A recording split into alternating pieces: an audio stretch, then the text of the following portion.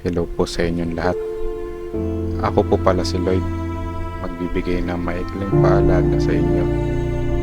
Kamusta po kayo? Lalo na sa may mga pinagdadaanan struggle sa buhay. Okay pa po ba kayo? Hindi ko po alam kung ano pinagdadaanan nyo, pero isa lang masasabi ko, ang hirap ng buhay, di ba? Lalo na kung nagsabay-sabay problema. At sa mga tumadaan sa depression, pag po tayo susuko ha, kaya natin to. May mga challenge sa buhay na need talaga harapin. Sa mga iniwan ng mahal sa buhay, family or friends, break up sa relationship, bigla ang pagkawala nila. Mahirap, di ba? Sobrang lungkot pag wala sila. Ang tagal bago natin ma-accept. Sa mga may malubhang sakit, nakaka-stress pag matagal mo nang tinitiis yung sakit physically at emotionally. Sobrang nakakapagod. Mga dumadaan sa trauma, minsan nakakawala ng gana.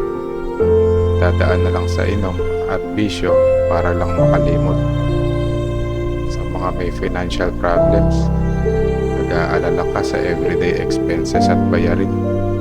At sa mga gastos pa sa mga darating na araw, mapapaisip ka na lang, paano na ikaw? Paano na pamilya mo? Ang hirap ng maraming iniisip, di ba? Mga nakakaranas ng bullying, nagkakaroon ng fear at anxiety, kaya lumalayo sa mga kaibigan. Natatakot na makisama, baka mapahiya sila. Kaya minsan, hindi na nabibigyan ng halaga yung sarili. Nagiging pessimistic. Laging negative mag-isip.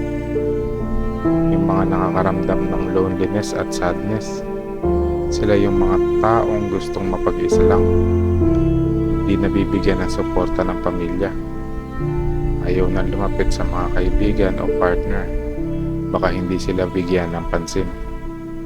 At sa mga may work conflict at family problem, mga nawalan ng trabaho at may mga family issues. Huwag po natin hayaan na umabot tayo sa depression.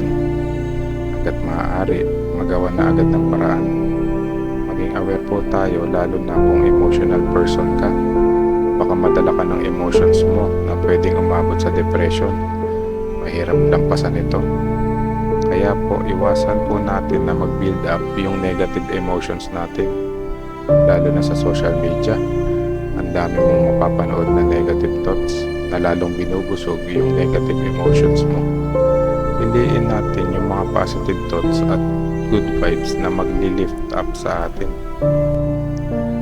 Lahat po tayo may mga problema. Yung iba kaya natin at yung iba mahirap. Importante nagagawa natin ang paraan.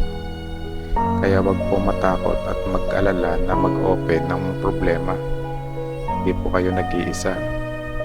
Nandyan po si Lord. I-surrender mo lahat sa Kanya ang pinagdadaanan mo. Nandito din po kami at mga viewers, pamilya at mga kaibigan na sasamahan ka. Madami pong mabubuting tao na handa at gustong tumulong. Sa mga viewers, maging eye-opener po tayo sa kanila.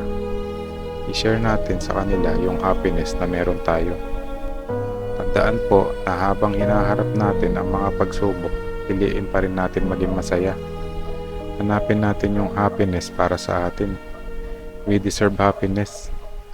Huwag gawing hadlang ang mga problema para gawin ang mga malalaking bagay na magpapasaya sa atin. Marami pa tayong pangarap sa buhay na gusto natin matupad. Isipin po natin na ang dami na natin pinagdaanan sa buhay. Ngayon pa ba tayo susuko? Kaya don't give up. Maging positive lang tayo lagi. Fight for it hanggang makuha natin yung buhay na gusto natin. Lahat ng yan ay dadaan lang sa buhay natin to learn and give us experience at para turuan tayo paano mabuhay. Uulitin ko po, piliin pa rin natin maging masaya at mabuti sa kabila ng kalungkutan at kahirapan. Hanggang dito na lang po. Sana makatulong itong video na to. Maraming salamat po.